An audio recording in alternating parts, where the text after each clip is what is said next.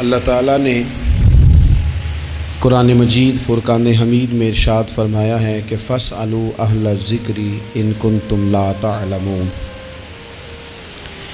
اگر تمہیں کسی بات کا علم نہ ہو تو اہل علم سے سوال کر لیا کرو، اہل ذکر سے پوچھ لیا کرو۔ سوال کرنا بڑا اچھا عمل ہے، لیکن سوال صرف ضرورت کے وقت اس سوال کو پوچھا جائے جس سے جہالت ختم ہو، انسان کے علم میں اضافہ ہو، اپنے شعور کو بلند کر کے مسئلے کو سیکھ کر پھر بندہ اس پر عمل کرنا شروع کر دے۔ نبی پاک صلی اللہ تعالیٰ علیہ وسلم کے صحابہ حضور سے سوالات کرتے تھے۔ امت کو اجازت دی گئی ہے کہ وہ اپنے علماء سے، اہل علم سے، ذی شعور لوگوں سے مشاورت کرے، اور جس چیز کا علم نہیں ہے وہ اس شعبے کے ماہر سے جا کر اس کے متعلقہ وہ رائے لے۔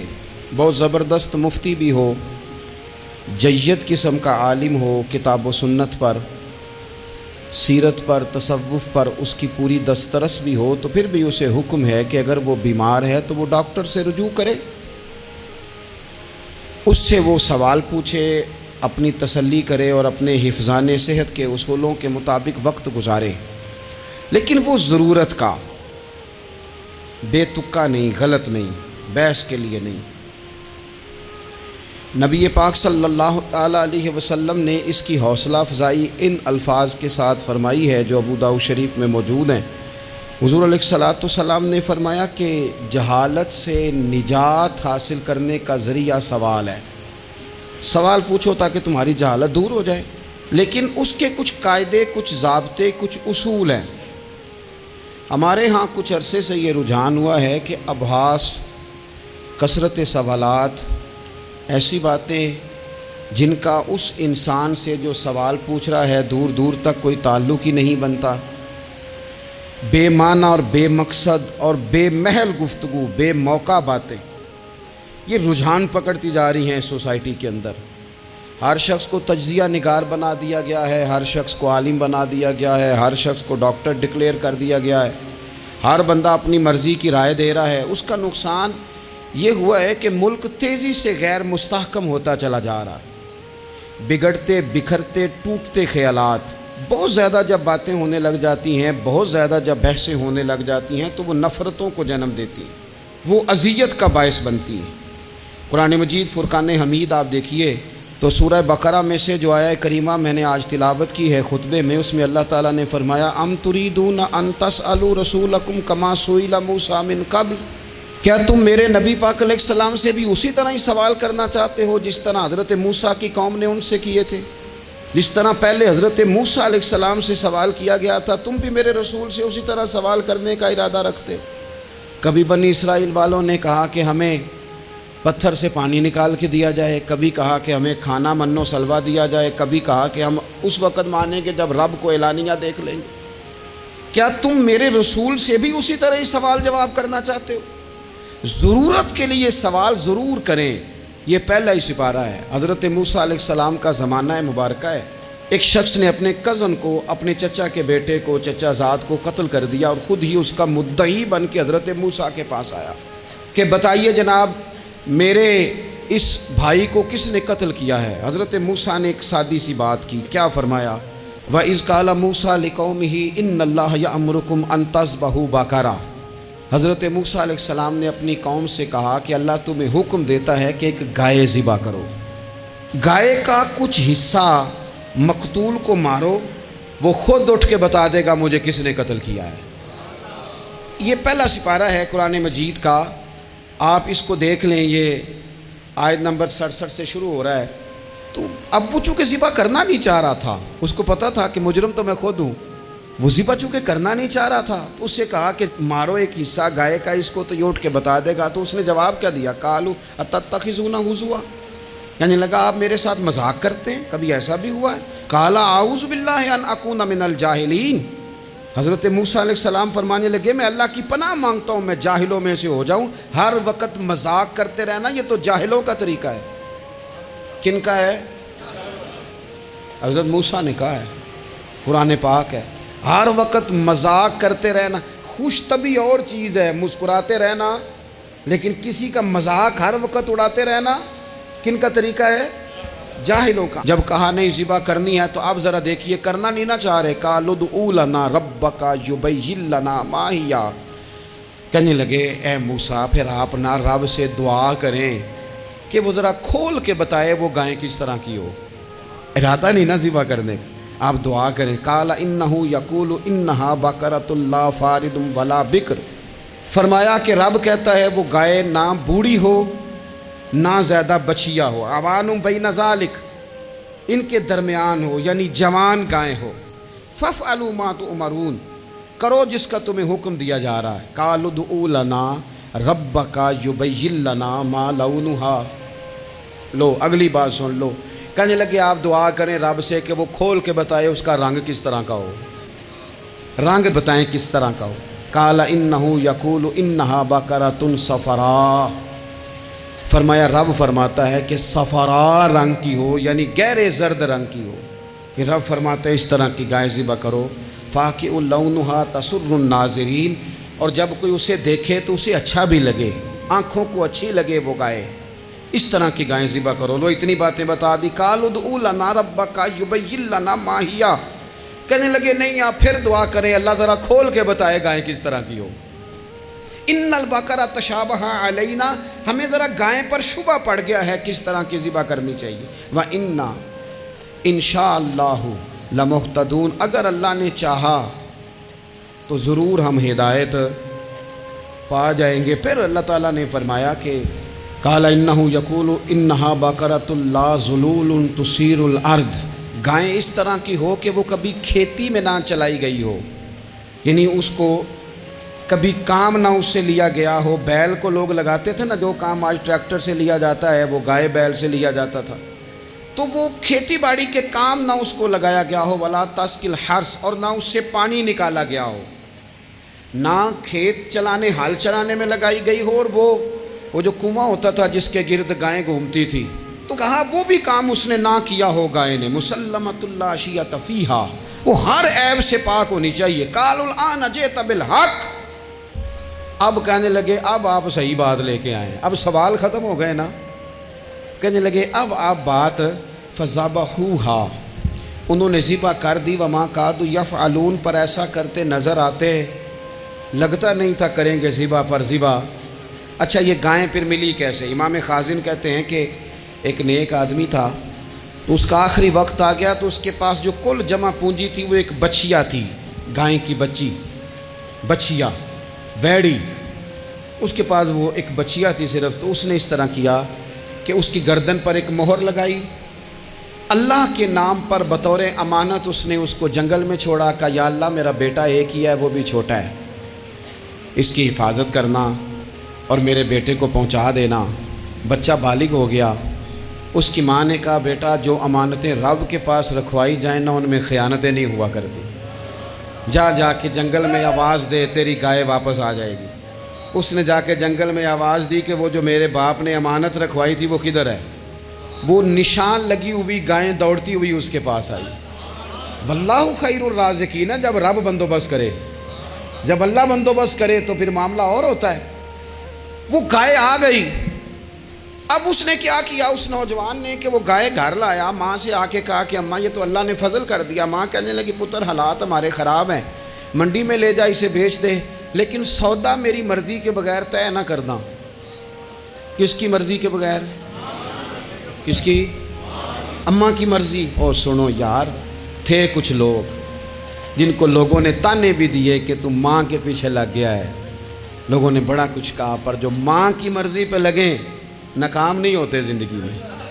یہ دیکھو ماں کی مرضی پہ لگا، اس کی قیمت کتنی تھی گائے کی؟ بڑی مہنگی تھی، پر 3 دینار کی تھی۔ منڈی میں لے گیا، 3 دینار اس کی قیمت لگ گئی۔ تو ماں نے کہا تھا میری مرضی کے بغیر سودا نہ کرنا۔ اب بچے تو نہیں نا مانتے، اماں کو کیا پتا باہر بزنس کیا ہے، لین دین کیا ہے، پر ماں نے کہا تھا میری مرضی، بندہ دے رہا ہے اسے 3 دینار، اس نے کہا جی میں نے طے تب کرنا ہے، ڈن تب کرنا ہے، پہلے اماں سے پوچھنا ہے۔ گھر جا کے اماں سے پوچھا، اماں کہنے لگی دے دے۔ واپس آیا تو اس نے کہا کہ میں 6 دینار دیتا ہوں پر میری شرط ہے، ماں سے نہیں پوچھنا۔ اس نے کہا تو 12 بھی دے، ڈن تب بھی ہونا ہے جب اماں نے کہنا ہے۔ وہ جب اس طرح کی اس نے گفتگو کی، واپس اپنی والدہ کے پاس گئے، کہنے لگے اماں سمجھ نہیں آتی، 3 دینار کی گائیں بندہ 12 میں خریدنے کو تیار ہے، شرط لگاتا ہے کہ اماں سے نہیں پوچھنا۔ تو والدہ کہنے لگی پتر پہلے اس سے جا کے پوچھ کیا وہ ہے کون؟ یہ کوئی روحانی معاملہ ہے، کوئی غیبی مدد ہے، پوچھ۔ اس سے جا کے پوچھا تو وہ کہنے لگا میں تو فرشتہ ہوں اللہ کا، تو نے گائیں بیچنی نہیں، اس لیے کہ تیرا باپ بھی نیک ہے، تیری ماں بھی نیک ہے، رب تیرے رزق میں برکت پیدا فرمانا چاہتا ہے۔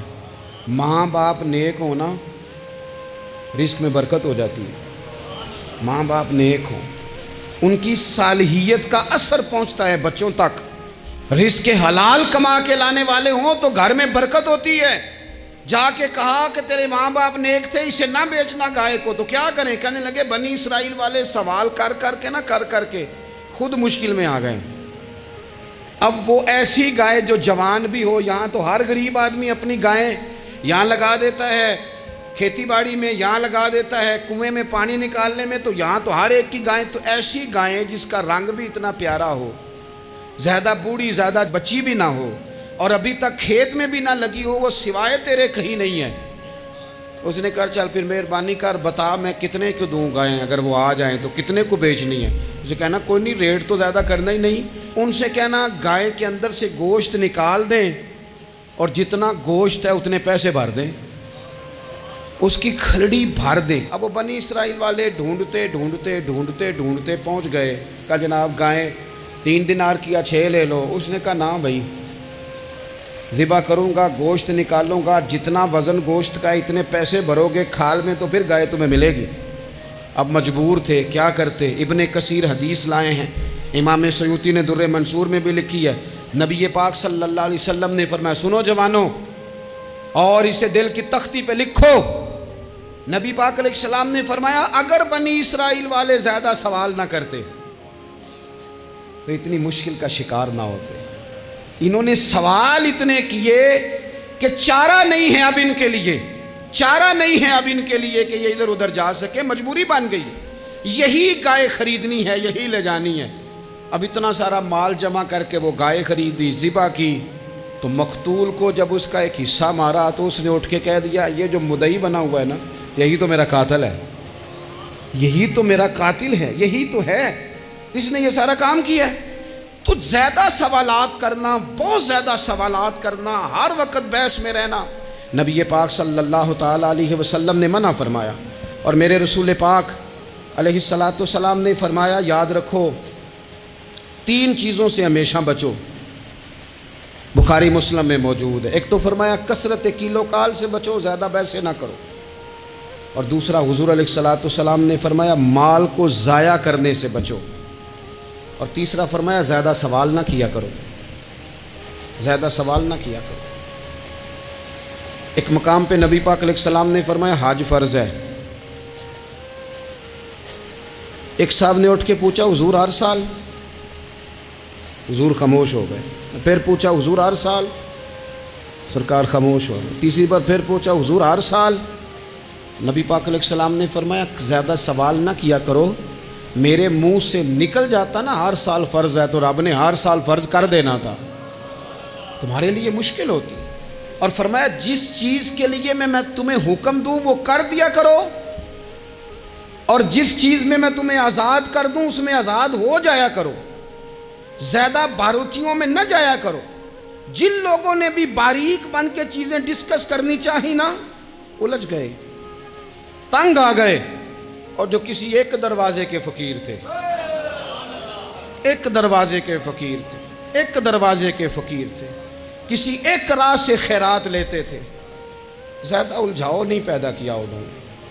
میں کہہ چکا ہوں علم حاصل کرنے کے لیے سوال ضرور کریں، لیکن بحث کے لیے اور الجھاؤ پیدا کرنے کے لیے، نئی سے نئی راہ تلاش کرنے کے لیے یہ بات درست نہیں ہے۔ بلکہ بخاری مسلم میں ایک حدیث ہے جس کو پڑھ کے انسان بار بار سوچنے پہ مجبور ہو جاتا ہے کہ اس طرح بھی ہوتا ہے۔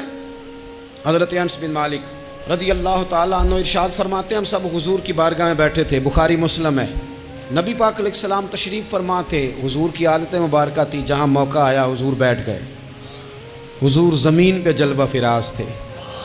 صحابہ کرام نے سوال پوچھنے شروع کیے، یہ بھی بتائیں یہ بھی بتائیں۔ کچھ نوجوان تھے، انہوں نے کچھ سوالات شروع کیے، انہوں نے بہت زیادہ سوالات کیے کثرت سے۔ تو حضرت انس بن مالک رضی اللہ تعالیٰ عنہ فرماتے ہیں بہت سوالات، جب زیادہ سوال ہو گئے نا، اللہ کے رسول صلی اللہ علیہ وسلم اٹھ کے نا ممبر پہ بیٹھ گئے، فرمایا پوچھو جو تمہارا جی چاہتا ہے میں بتاؤں گا، پوچھو، کرو سوال کرو۔ ایک شخص نے اٹھ کے عرض کی یا رسول اللہ میرا باپ کون ہے؟ فرمایا حذیفہ۔ دو لوگ اور اٹھے، یا رسول اللہ ہمیں لوگ تانے دیتے ہمارا باپ۔ فرمایا تمہارا باپ وہی ہے جس کی طرف تم منسوب ہو، اسی باپ کی جائز اولاد ہو۔ ایک بندہ اور اٹھا، اس کا لہجہ بھی کچھ اس طرح کا تھا، کہنے لگا حضور میں جنت میں جاؤں گا کہ جہنم میں؟ کئی دفعہ نا چیزیں راز میں رہیں تو وہ ٹھیک رہتی ہیں، لیکن جن کو راز کھولنے کا شوق ہو ان کے اپنے بھی کھل جایا کرتے ہیں، ان کے کھل جاتے ہیں، پھر وہ تکلیف میں آتے ہیں۔ یاد رکھیں حضور میں جنت میں جاؤں گا کہ جہنم میں؟ حضرت انس بن مالک کہتے ہیں کریم بولے، مور لگنے لگی، ہم کانپنے لگے۔ حضور نے فرمایا تو جہنم میں جائے گا، دوزخی ہے تو۔ بس جب وہ سناٹا چھا گیا، اب ڈر تھا کہ کچھ اور باتیں نہ، یہ کثرت سوالات کی وجہ سے حضور ناراض ہو گئے۔ کہتے ہیں فٹافٹ حضرت عمر اٹھے، فٹافٹ، اور کوئی معافی نہیں مانگی، کوئی بات نہیں کی۔ جناب عمر تھے نا، آئے عمر تیرے جملوں پہ مر جاؤں، ان راہوں پہ قربان جہاں سے عمر چلتے تھے۔ ہر حکمران تیری بات کرتا ہے پر عمر تیرے ایک ایک فیصلے پہ میری اولادیں قربان۔ ایسا بھی شخص کوئی پلٹ کے دنیا میں آئے گا جیسا خطاب کے گھر عمر پیدا ہوا۔ حضرت فاروق اعظم اٹھے، یوں ہاتھ باندھے، رو پڑے، کہنے لگے نہ حضور نہ، رضیت باللہ ربا وبالاسلام دینا وبسیدنا ومولانا محمد نبی و رسولا۔ حضور ہم بڑے راضی ہیں کہ اللہ ہمارا رب ہے، سونیا بڑے راضی ہیں کہ دین ہمارا اسلام ہے۔ یا رسول اللہ ہم بڑے راضی ہیں کہ اللہ نے آپ کو ہمارا نبی بنا کے بھیجا ہے۔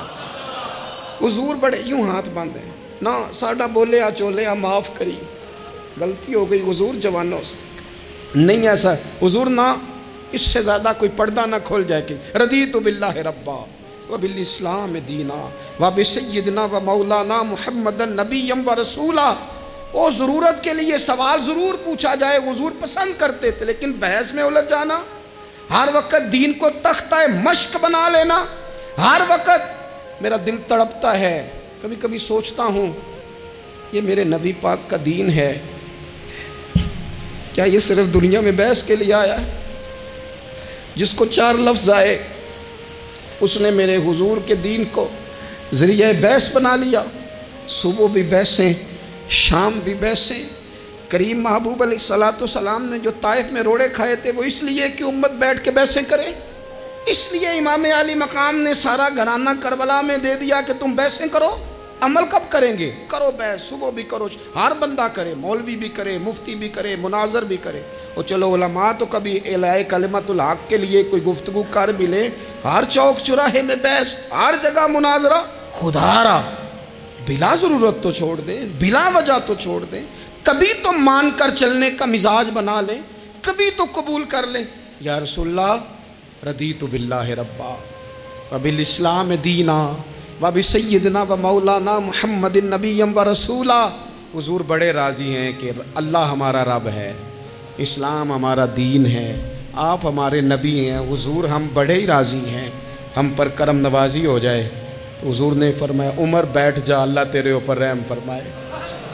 عمر بیٹھ جانا، رب تیرے اوپر رحم فرمائے۔